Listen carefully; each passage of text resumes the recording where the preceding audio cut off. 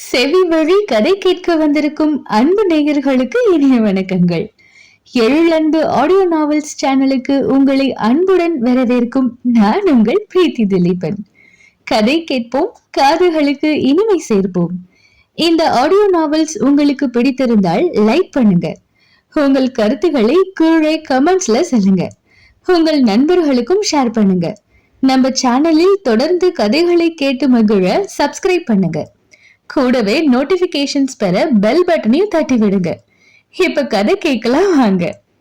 எழுத்தாளர் எழிலன்பு அவர்களின் ஓதும் காதல் கீதம். அத்தியாயம் 20. வாழ்க்கை என்றாலே அது சவால் நிறைந்ததுதான் பருதி. அடுத்த நிமிஷம் நமக்கு நிரந்தரமான தெரியாது. ஒவ்வொரு நிமிஷமும் நாம உயிர் வாழ்வதே பெரிய சவால் தான். திரும்ப கிடைக்காமல் போகும் இறந்த காலத்தையும் என்ன நடக்கும் என்றே தெரியாத வருங்காலத்தையும் யோசித்து அதிலேயே தேங்கி நிற்காமல் நிகழ்காலத்தில் எப்படி வாழ நினைக்கிறோமோ அப்படி வாழ்ந்துட்டு போயிட்டே இருக்கணும். அதுதான் என் பாலிசி. நான் உங்களை லவ் பண்ணினேன், உங்களையே கல்யாணமும் பண்ணிக்கிட்டேன், அவ்வளவுதான். இனி எப்படி வாழணும்னு தோணுதோ அப்படி வாழ்ந்து பார்க்க போறேன். இதுல பெருசா யோசிக்க என்ன இருக்கு என்று முதலிரவில் பெரிய உரையாடலையே நடத்தி முடித்து விட்டாள் அனலிகா. பொறுமையாக கேட்டவனுக்கு தான் மூச்சு வாங்கியது போலும் வயிற்றை உள்ளிழுத்து வாயை குவித்து உஃப் என்று பெரிய மூச்சாக இழுத்து விட்டான் அவளுக்கு தாலி கட்டிய மகராஜன் பருதிவேந்தன். நான் உன் கூட வாழ்வேன்னு எந்த நம்பிக்கையில என்ன கல்யாணம் பண்ணிக்கிட்ட என்ற அவனின் கேள்விக்குத்தான் அவள் நீளமாக பேசி அவனை பெருமூச்சு விட வைத்திருந்தாள். மலர்கள் தூவியிருந்த கட்டிலில் அமராமல் கட்டிலுக்கு எதிரே ஒரு நாற்காலியை போட்டு அதில் அமர்ந்திருந்தான் பருதிவேந்தன். அவனை போல் தயக்கம் கொண்டிருக்காமல் மலர் தூவிய கட்டிலில் அமர்ந்து அந்த மலர்களை கையால் அள்ளி அதை மீண்டும் கட்டிலில் தூவி கொண்டே இலகுவாக பேசிக்கொண்டு இருந்தாள் அனலிகா. பருதிக்கு அதுவும் ஆச்சரியம்தான். புது பெண்ணிற்கு உரிய நாணமோ தயக்கமோ அவளிடம் கிஞ்சித்தும் இல்லை. இவ்வளவு ஏன் என்று காலையில் திருமணம் முடிந்து அவன் வீட்டிற்குள் வலது காலை எடுத்து வைத்து வந்ததிலிருந்து கவனித்துக் கொண்டுதான் இருக்கின்றான். புது இடம் என்ற மிரட்சியோ பிறந்த வீட்டை விட்டு வந்த வருத்தமோ கூட அவளிடம் அவன் சிறிதும் பார்க்கவில்லை. அதற்கும் கூட அவளிடம் பதில் இருந்தது. அவன் தங்கையிடம் அவளே சொல்வதை கேட்டிருந்தான். புது இடம்னு கவலைப்படாதீங்க அண்ணி, அம்மா உங்களை நல்லா பாத்துக்குவாங்க. உங்க வீட்டை விட்டு வந்தது வருத்தமா இருக்கா அண்ணி? நீங்க உங்க அம்மா அண்ணா கிட்ட சொல்லிட்டு வரும்போது எப்படி அண்ணி அழாம இருந்தீங்க? நானெல்லாம் கண்ணீரை ஊத்தினம் போங்க என்று ஆச்சரியமாக கேட்டாள் மதுரா. அவளை பார்த்து மென்னகை புரிந்த அனலிகா, புது இடம்னு எனக்கு கவலை எல்லாம் இல்ல அண்ணி. விரும்பி வாழ வந்த இடத்த பார்த்து பயப்பட என்ன இருக்கு? அதோட எனக்கு அம்மா அண்ணாவை விட்டுட்டு வரும் வருத்தம் ரொம்பவே இருக்கு. ஏன் அழுகையும் கூட வந்தது. ஆனா நான் அழுதா அம்மாவும் அண்ணாவும் இன்னும் உடஞ்சு போயிடுவாங்க.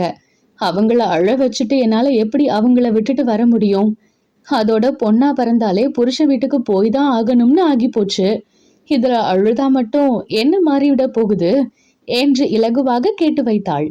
அதை கேட்டவன், இவ வாயிலேயே நல்லா வடை சுடுவா போல இருக்கு, எல்லாத்தையும் நல்லா பேசியே சமாளிக்கிறா என்று நினைத்த பருதிவேந்தனின் எண்ணம் இப்போது இன்னும் வலுவானது.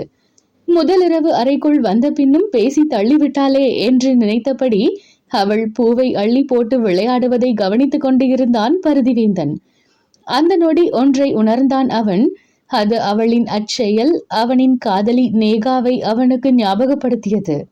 அவளும் இப்படித்தான் பேசிக்கொண்டே கையில் ஏதாவது பொருள் இருந்தால் அதை தூக்கி போட்டு விளையாடி கொண்டு இருப்பாள்.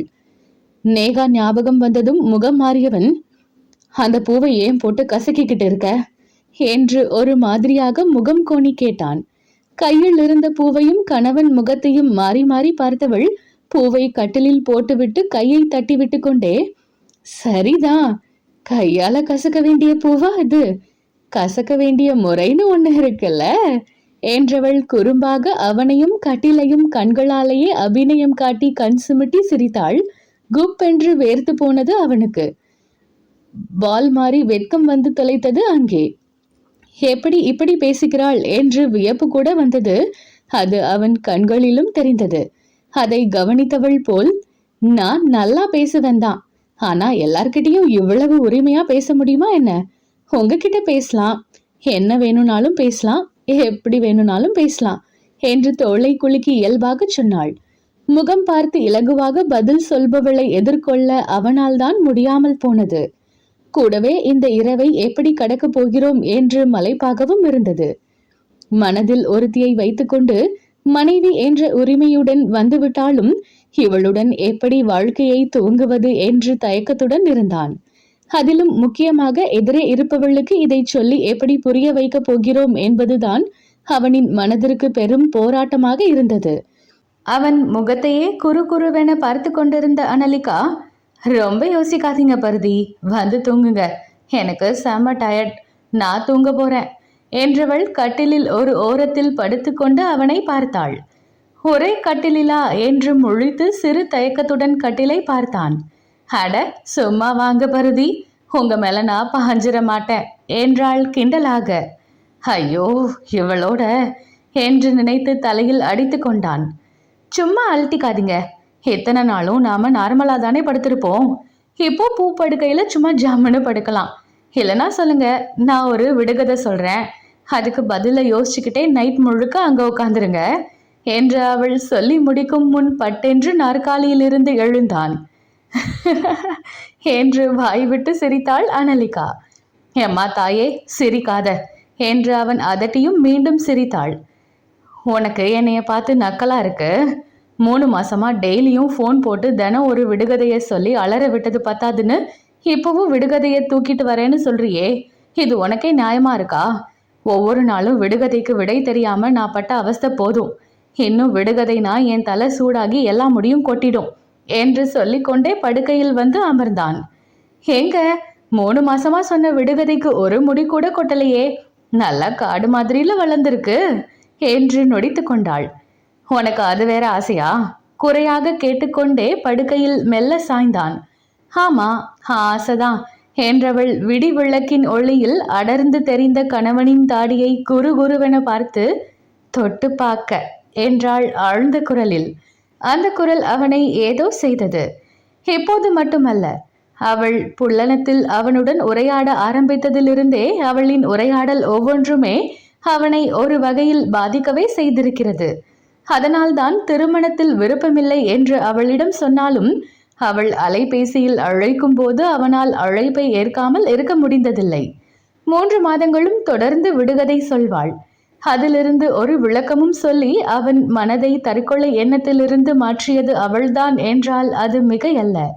உடல் நலமோ மனநலமோ சரியில்லை என்றால் சிலர் சட்டென்று மருத்துவமனைக்கு சென்று மருத்துவம் பார்த்து கொள்ள முன் வருவது இல்லை. படித்தவர்களும் அதற்கு விதி விலக்கில்லை. உடல் நலத்திற்கு கூட எப்படியோ பேசி சமாதானம் செய்து உறவுகள் அழைத்து சென்று விடுகிறார்கள். அதுவே மனநலத்திற்கு மருத்துவம் பார்க்க உறவுகள் கூட அழைத்து செல்ல யோசிப்பது உண்டு. உடல் நலத்திற்கு போல் மனத்திற்கும் அது ஒரு மருத்துவம் என்று எண்ணாமல் பைத்தியம் பட்டம் கட்டப்படுமோ என்று பயந்தே மனதிற்கு மருத்துவம் பார்க்க முன் வருவதில்லை. பருதியும் அப்படி நினைத்தானோ அல்லது யாரென்றே அறியாத மருத்துவரிடம் தன் மனம் திறந்து பேச தயங்கினானோ ஏதோ ஒன்று மருத்துவம் பார்க்க அவன் முன் வரவில்லை. அதே நேரம் அவனுக்கு பிடிக்காத ஒருத்தியை ஒதுக்காமல் அவள் சொல்வதை காது கொடுத்து கேட்டு தன் மனநிலையை சரி செய்து கொண்டு இருக்கிறோம் என்றும் அவன் உணராமல் போனதுதான் விந்தை. இதுவரை அலைபேசி வழியாக கேட்ட அவளின் அந்த ஆழ்ந்த குரலை இப்போது அருகிலேயே கேட்டுக்கொண்டே பருதி மெல்ல உறக்கத்தை தழுவ அவனை பார்த்து கொண்டே அனலிகாவும் நிம்மதியாக தூங்க ஆரம்பித்தாள். 3 நாட்கள் செல்ல இருவரும் அனலிகாவின் தாய் வீட்டிற்கு மறு வீடு சென்றனர். தங்கையையும் மாப்பிள்ளையையும் சந்தோஷமாக வரவேற்றாலும் கூட நிதேஷின் பார்வை இருவரின் மீதும் ஆராய்ச்சியாக படிவதை தவிர்க்க முடியவில்லை. அண்ணனின் பார்வை புரிந்து கண்களாலேயே மிரட்டினாள் தங்கை. அதற்காக எல்லாம் அவன் தன் பார்வையை மாற்றிக்கொள்ளவில்லை. பருதியிடம் பேசினாலும் கூட தன் தங்கையை இவன் நன்றாக வாழ வைப்பானா அல்லது பழைய காதலியை நினைத்து எதுவும் செய்து கொள்வானோ என்று நினைத்து உள்ளுக்குள் அவனுக்கு ஒவ்வொரு நொடியும் பயம் இருக்கவே செய்தது. அப்புறம் மாப்பிள்ள, என் தங்கச்சி எப்படி பேசியே காதிலிருந்து ரத்தம் வர வைக்கிறாளா என்று கேட்டு தங்கை பற்றி அவன் என்ன நினைக்கிறான் என்று அறிய விளையாட்டாக பேச்சை துவங்கி வைத்தான் நிதேஷ். ரத்தமா? அதெல்லாம் ஒன்றும் வரல மச்சான் என்றவன் தன் அருகில் இருந்த மனைவியை ஒரு பார்வை பார்த்துவிட்டு, காதுல ரத்தம் இருந்தாதானே வரத்துக்கு, உங்க தங்கை தான் ஏற்கனவே பேசி பேசியே ரத்தம் வர வச்சு இப்ப ரத்தம் எங்கடா காணுமேன்னு கேட்குற அளவுக்கு வறண்டு போக வச்சுட்டாளே என்று நக்கலாக சிரித்தான். சரியா சொன்னீங்க என்று சிரித்தாலும் பரவாயில்லையே, இலகுவாக பேசுகிறானே என்று உள்ளுக்குள் வியக்கவே செய்தான் நிதேஷ். என்ன கொழுப்பா என்று முகத்தை சுருக்கி இயல்பாக கணவனின் புஜத்தில் கொத்தினாள் அனலிகா. அவளின் கையை சாதாரணமாக பிடித்து தடுத்தான் பருதிவேந்தன். கடந்த 3 நாட்களில் அவர்களுக்குள் எதிர்பாராமல் சிறு சிறு தொடுகைகள் நடக்கவே செய்தன. அதில் அனலிகா இயல்பாக இருக்க பருதிவேந்தன் முதலில் தடுமாறினாலும் இப்போது அவனும் அந்த தொடுகையை ஏற்றுக்கொள்பவன் போல் இருந்தான். தங்கையையும் மாப்பிள்ளையையும் அப்படி பார்த்து எதிரே அமர்ந்திருந்த நிதேஷுக்கு சற்று திருப்தியாக இருந்தது. நீங்க பேசிட்டுருங்க, நான் இதோ வரேன் என்று அவன் மெல்ல விலகி செல்ல, என்ன என்னோட அண்ணா கிட்ட ஜோக் அடிக்கிறதா நினைப்பா? நானா உங்க காதுல ரத்தம் இல்லாம ஆக்கிட்டேன் என்று முறைத்து கொண்டே கணவனிடம் சண்டைக்கு கிளம்பினாள். அதுவரை இருந்த இலகுத்தன்மை மாறி, உன் அண்ணா ஏன் என அப்படி ஒரு மாதிரியாவே பார்க்கறாரு என்று தீவிரமாக கேட்டான். அப்போ என் அண்ணாவுக்காக தான் என்கிட்ட விளையாட்டா பேசுனீங்களா என்று அவளும் தீவிரத்துடன் கேட்டாள். ஆமான்னு சொன்னா என்ன பண்ணுவ என்று அவன் இறுகிய குரலில் கேட்க அனலிகாவின் முகம் பொலி விழந்து போனது. அவன் வீட்டிலிருந்த 3 நாட்களும் அவளிடம் இறுகி போயெல்லாம் இல்லாமல் இலகுவாகவே பேசினான். அதில் அவளுக்கு மகிழ்ச்சியும் கூட. ஆனால் இப்போது தன் அண்ணாவிற்காக என்றதும் அப்போது அவன் வீட்டிலும் அவனின் சொந்தங்களுக்காக இலகுவாக காட்டிக்கொண்டானோ என்று மனம் சுணங்கி போனது அவளுக்கு. அவள் அந்த மனநிலையில் இருக்க, சொல்லு உன் அண்ணா ஏன் அப்படி பார்க்கறாரு? அப்படி என்ன நான் உன் அண்ணா கண்ணுக்கு வித்தியாசமா தெரிகிறேன் என்று கேட்டான்.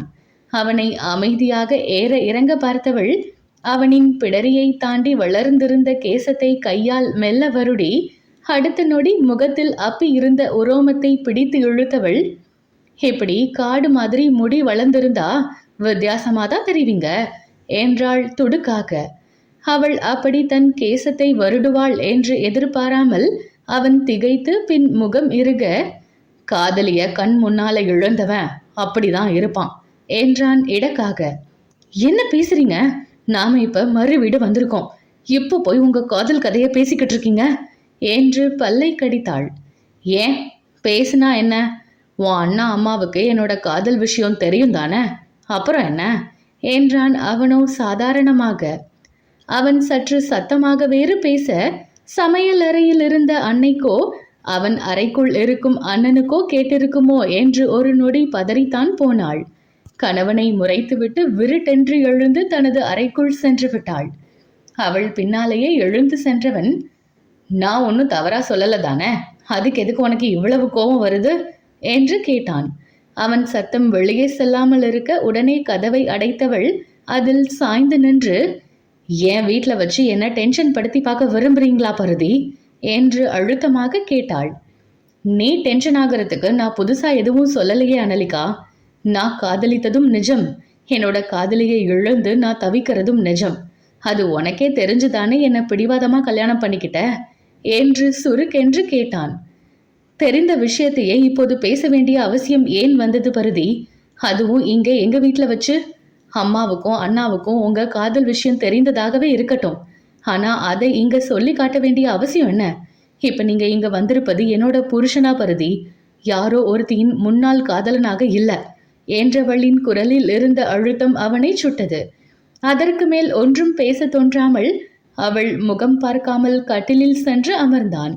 அதே இடத்தில் நின்றபடி கணவனை பார்த்தவள், என் அண்ணாவோட பார்வைக்கு அர்த்தம் கேட்டீங்க. ஒரு செகண்ட், ஒரே ஒரு செகண்ட் என்னோட அண்ணா இடத்துல இருந்து நீங்க இருந்து பாருங்க, அண்ணா பார்வையின் அர்த்தம் உங்களுக்கு புரியும் என்றவள் அடுத்த நொடி கதவை திறந்து வெளியே சென்று விட்டாள். அவனும் மதுராவிற்கு அண்ணன் தானே. நிதேஷின் பார்வையின் அர்த்தம் அவனுக்கு புரிவது போல் இருந்தது. அவள் திரும்ப வந்தபோது அவளை எதிர்கொண்டு பார்த்தவன், உன் அண்ணா ஏன் அப்படி பார்த்தார்னு எனக்கு புரியுது. உன் வாழ்க்கை மீது அவ்வளவு பயம் இருக்கும்போது எப்படி உன்னை எனக்கு கல்யாணம் பண்ணி வைக்க சம்மதம் சொன்னாரு என்று கேட்டான்.